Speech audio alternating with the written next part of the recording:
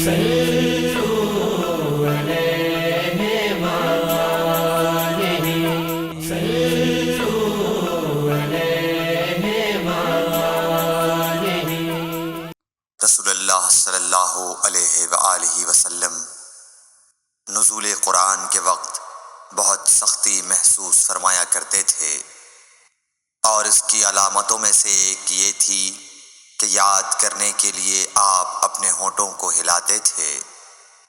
ابن عباس رضی اللہ تعالیٰ عنہ نے کہا، میں اپنے ہونٹوں کو ہلاتا ہوں جس طرح آپ ہلاتے تھے۔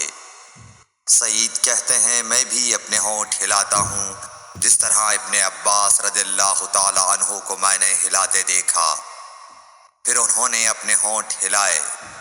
ابن عباس رضی اللہ تعالیٰ عنہ نے کہا، پھر یہ آیت اتری کہ اے محمد، قرآن کو جلد جلد یاد کرنے کے لیے اپنی زبان نہ ہلاؤ، اس کا جمع کر دینا اور پڑھا دینا ہمارا ذمہ ہے۔ حضرت ابن عباس رضی اللہ تعالیٰ عنہ کہتے ہیں، یعنی قرآن آپ صلی اللہ علیہ وآلہ وسلم کے دل میں جمع دینا اور پڑھا دینا ہمارے ذمہ ہے۔ پھر جب ہم پڑھ چکے تو اس پڑھے ہوئے کی اتباع کرو۔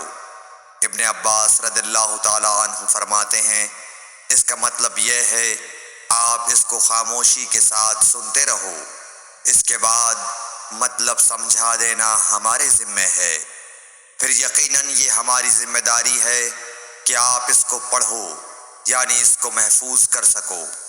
چنانچہ اس کے بعد جب آپ کے پاس حضرت جبرائیل علیہ السلام وحی لے کر آتے تو آپ توجہ سے سنتے، جب وہ چلے جاتے تو رسول اللہ صلی اللہ علیہ وسلم اس وحی کو اس طرح پڑھتے جس طرح حضرت جبرائیل علیہ السلام نے اسے پڑھا تھا۔